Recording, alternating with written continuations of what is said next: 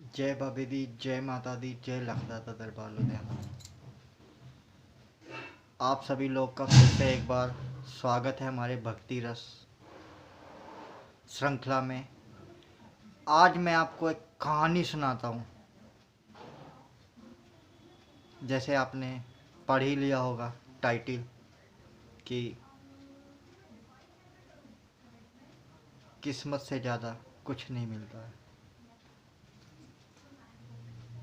एक गांव में एक आदमी होता था।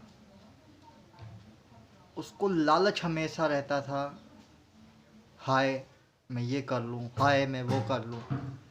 दिन भी काम करता था, रात भी काम करता था। उसको 1 मिनट का समय भी मिलता था ना, तो वो मेहनत करने से पीछे नहीं होता था। मगर उसकी एक जो अभिलाषा थी ना, हाय लालच, वही उसकी गलत आदत थी। मैं ये कर लूँ, मैं वो कर लूँ, मैं इतना कमा लूँ, मैं इतना कमा लूँ, मैं इतना कमाने के बाद मैं क्या करूँगा, इसके बनने बाद में मेरा जीवन कैसे जाएगा, मैं और कमा लूँ, मुझे और धन चाहिए, मुझे और धन चाहिए। एक जगह एक सत्संग हो रहा था। एक महापुरुष जी संत आए हुए थे। सब लोगों ने उससे कहा कि उम्र बढ़ रही है, परमात्मा का ध्यान करना चाहिए, सिमरन करना चाहिए, भजन करना चाहिए। बोला ये सब करने से मुझे क्या फ़ायदा, भगवान का सिमरन करने से मुझे कोई दौलत मिलेगी, परमात्मा का कीर्तन करने से मुझे कोई दौलत मिलेगी। तो सब ने समझाया कि जो महापुरुष जी आए हैं वो बहुत ही ज्ञानी हैं, आप उनके पास जाएं और अपनी समस्या का बताएं उन्हें कि भाई मुझे दौलत की बहुत अभिलाषा है, इच्छा है, आप मेरी अभिलाषा पूर्ण कीजिए। ऐसा ही वो संत के पास गया, महापुरुष के पास गया। सत्संग क्या सुनना था, उसने इच्छा थी एक उसकी कि हाँ भाई मैं दौलत के लालच में जा रहा हूँ, आज संत जी मेरी इच्छा पूरी कर देंगे। संत जी को उसने सारी बात बताई। संत ने उसे 4 मोमबत्तियाँ दी और बोला ये मोमबत्ती एक जलाना, पूर्व दिशा की ओर जाना, जहाँ पे मोमबत्ती समाप्त होगी जला के जाना, तो बुझ जाएगी, जहाँ पे समाप्त हो जाएगी वहाँ पे खड्डा खोदना, तुम्हें सोना चांदी मिलेगा। अगर तुम्हारी इच्छा पूरी नहीं हुई तो दूसरी जलाना, उत्तर की ओर जाना, हीरे जवाहरात मिलेंगे। तीसरी जलाना, पश्चिम की ओर जाना, रत्न मिलेंगे, लाल मिलेंगे, अमोल मोहरे मिलेंगी। अगर फिर भी इच्छा नहीं पूरी हुई तो चौथी मोमबत्ती मत जलाना और जहाँ पर समाप्त हो वहाँ पर खड्डा मत खोदना कभी भी। ये चेतावनी दी थी संत ने कि तीनों मोमबत्तियों को 3 दिशाओं में जलाकर जाना, जहाँ पे समाप्त हो गड्ढा खोदना और तुम्हें खजाना मिलेगा। उसने ऐसा ही किया।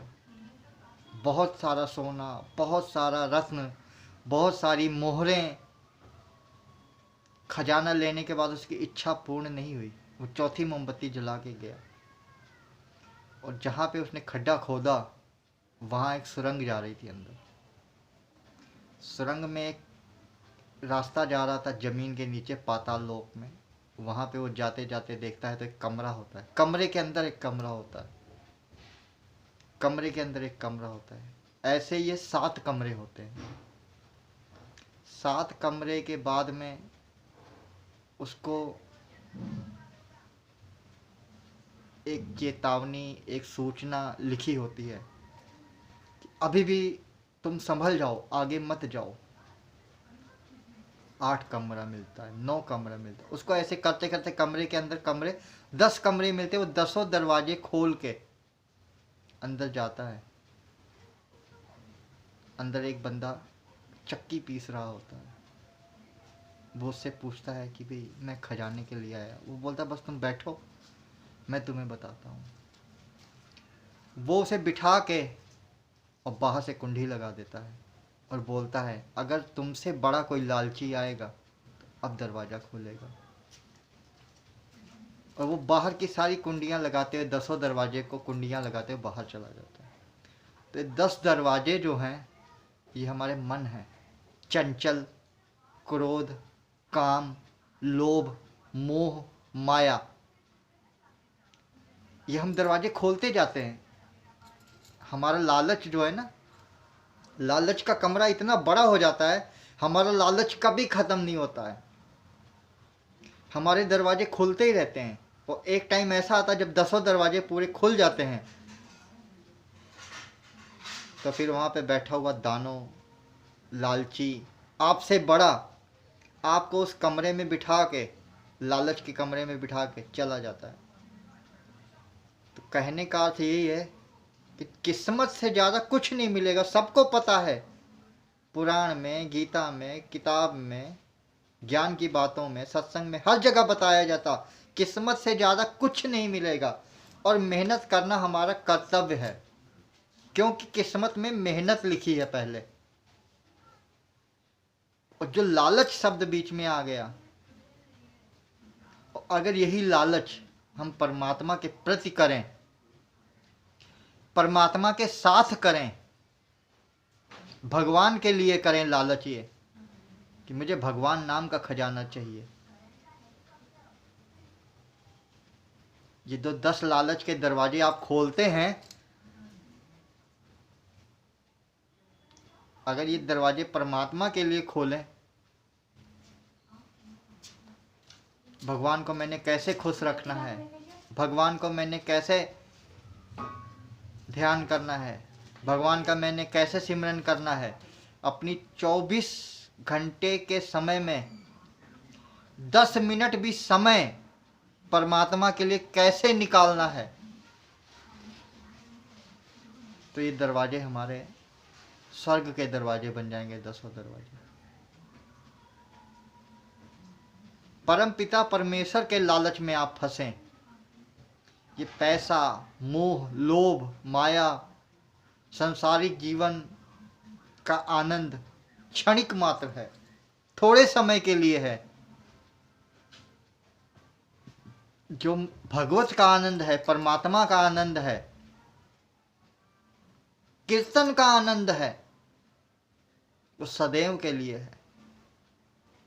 अगर आप उस परमात्मा के आनंद में डूब जाते हैं, भक्ति के आनंद में डूब जाते हैं, तो आप सदैव